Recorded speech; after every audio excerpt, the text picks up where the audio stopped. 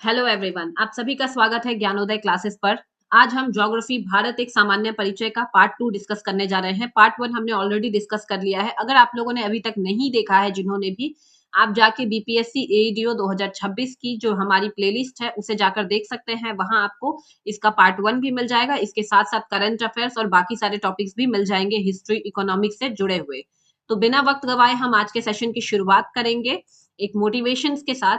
तुम्हें जरूरत है उसे एक व्यक्ति की जो तुम पर विश्वास करे और वो व्यक्ति तुम खुद हो। तो इसी के साथ हम प्रश्नों की शुरुआत करते हैं। प्रश्न पूछा जा रहा है, भारत की मुख्य भूमि। क्या पूछा जा रहा है? प्रश्न पूछा जा रहा है, भारत की मुख्य भूमि की तटीय सीमा की अनुमानित लंबाई कितनी है? तो देखिए, मुख्य भूमि की तटीय सीमा अगर पूछा जा रहा है तो इसका आंसर हो जाएगा 6100 किलोमीटर। लेकिन अगर इसमें हम अंडमान निकोबार और लक्षद्वीप को सम्मिलित कर लेते हैं तब इसकी लंबाई कितनी हो जाती है? 7516.6 किलोमीटर। तो ध्यान रखना है कि प्रश्न में क्या पूछा जा रहा है। मुख्य भूमि अगर अंडमान निकोबार को सम्मिलित करके पूछा जाएगा तो ऑप्शन ए है 7516। अगर मुख्य भूमि की तटीय सीमा पूछा जा रहा है तो 6100 किलोमीटर आपका सही उत्तर होगा। नेक्स्ट क्वेश्चन है, निम्नलिखित में से कौन सा केंद्र शासित प्रदेश भारत के पश्चिमी तट पर स्थित है? तो ये इसमें थोड़ा सा कॉन्ट्राडिक्शन हो चुका है। पूछा जा रहा है भारत के पश्चिमी तट पर, तो अगर हम देखा जाए तो अंडमान निकोबार को छोड़ करके, ठीक है, अगर हम बोले तो अगर हम इसे छोड़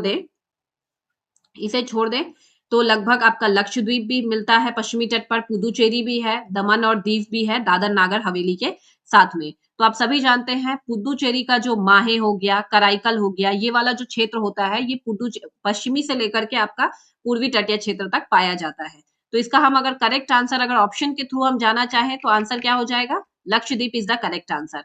नेक्स्ट क्वेश्चन देखते हैं, क्वेश्चन नंबर 3। दमन, इफ देखिए अभी नेक्स्ट क्वेश्चन पूछ लिया गया, दमन और दीव और दादर एवं नागर हवेली का विलय करके एक नया केंद्र शासित प्रदेश कब बनाया गया?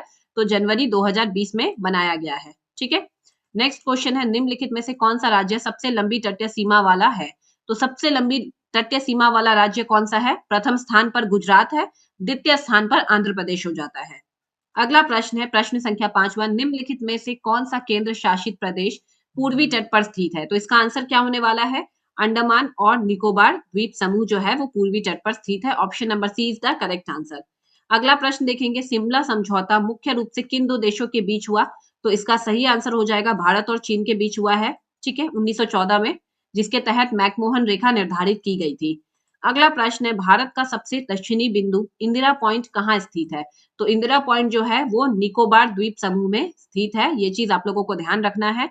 इससे जुड़ा हुआ जो अक्षांशीय रेखा है, ये आप लोग मुझे बताइएगा कि कौन सी अक्षांशीय रेखा है जो इंदिरा पॉइंट से शुरू होती है और हमारे कहाँ तक जाती है? इंदिरा कॉल तक। क्योंकि पार्ट 1 में हमने इसे डिस्कस किया है तो मैं अभी इसे नहीं बताऊंगी। आप लोग मुझे कमेंट बॉक्स में बताइए इसका आंसर। अगला प्रश्न है 8वां, भारत का सबसे पूर्वी देशांतर कौन सा है? तो भारत का सबसे पूर्वी देशांतर है 97 डिग्री 25 मिनट पूर्वी ईस्ट, जो कि कहाँ पर है? अरुणाचल प्रदेश में। अरुणाचल प्रदेश के किबीथू में है। कहाँ पे है? किबीथू। तो आंसर आपका क्या हो जाएगा? Option number C is the correct answer. Next question देखते हैं, क्वेश्चन नंबर 9। पूछा जा रहा है, पाकिस्तान के साथ भारत की सीमा को क्या कहते हैं? तो पाकिस्तान के साथ भारत की रेखा को क्या कहते हैं? सीमा को रेड क्लिफ रेखा कहते हैं। नेक्स्ट क्वेश्चन है, भारत और पाकिस्तान के बीच स्थित सीमा रेखा को किस नाम से जाना जाता है? तो भारत और अफगानिस्तान के बीच सीमा रेखा को डुरंड रेखा के नाम से जाना जाता है, जो कि अभी पाक अधिकृत क्षेत्र के अंतर्गत आता है भारत। ठीक है, ध्यान रखिएगा। कितने किलोमीटर है? लगभग 106 किलोमीटर। नेक्स्ट क्वेश्चन है, निम्नलिखित में से कौन सा राज्य सेवन सिस्टर्स में शामिल नहीं है लेकिन पूर्वोत्तर का हिस्सा है? पूर्वोत्तर का हिस्सा है, सेवन सिस्टर्स में नहीं है। तो हमने डिस्कस किया था, Sikkim is the correct answer. Next question है, भारत का वह कौन सा राज्य है जो तीनों ओर से बांग्लादेश से घिरा हुआ है? तो एकमात्र कौन सा राज्य है? आपका त्रिपुरा। नेक्स्ट क्वेश्चन देखेंगे, भारतीय मानक रेखा समय रेखा निम्नलिखित में से किस राज्य से होकर नहीं गुजरती है? तो कितनी है समय रेखा? हमने पिछले प्रीवियस मतलब पार्ट 1 में डिस्कस किया है। आप लोग मुझे कमेंट में बताइएगा। इसका करेक्ट आंसर है बिहार से होकर नहीं गुजरती है। इससे किस किस से होकर गुजरती है? तो आपका उत्तर प्रदेश, मध्य प्रदेश, छत्तीसगढ़, आंध्र प्रदेश, और क्या होने वाला है? फटाफट से बता दीजिए आप लोग इस प्रश्न का आंसर। और एक होगा, जल्दी से बताइएगा क्या होगा? तो उड़ीसा से होकर गुजरती है।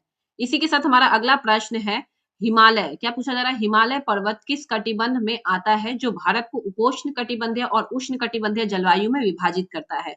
तो हिमालय जो है शीतोष्ण कटिबंध से लेकर के ध्रुवीय कटिबंध के क्षेत्र के अंतर्गत आता है, जो कि वहां रूस से जो साइबेरियन से जो हवाएं चलती है साइबेरिया से, वो भारत में प्रवेश करने से रोकता है और भारत को उपोष्ण कटिबंधीय और उष्ण कटिबंधीय जलवायु में विभाजित करता है। अगला प्रश्न और सेशन का अंतिम प्रश्न है, मध्यवर्ती उच्च भूमि की सबसे प्रमुख नदी कौन सी है जो पश्चिम की ओर बहती है? तो ऑप्शन के थ्रू हम गो थ्रू करेंगे। तो नर्मदा नदी हो जाएगी, जो विंध्य और सतपुरा के मध्य भ्रंश घाटी में बहती है और अरब सागर में जाकर के गिरती है। तो ये था हमारा आज का सेशन। अगर आपको सेशन अच्छी लग रही है, आप चाहते हैं कि मैं इसी तरीके से छोटे छोटे टॉपिक्स में ज्योग्राफी आप लोगों के लिए लेकर आऊं, ताकि आप लोगों को रिवीजन करने में मतलब क्या हो, सहायता मिले, तो फटाफट से आप लोग चैनल को लाइक शेयर एंड सब्सक्राइब कर लीजिए। और हम मिलेंगे नेक्स्ट वीडियो में। सेशन को रिवाइज करना ना भूले, ठीक है? तो थैंक यू एवरीवन।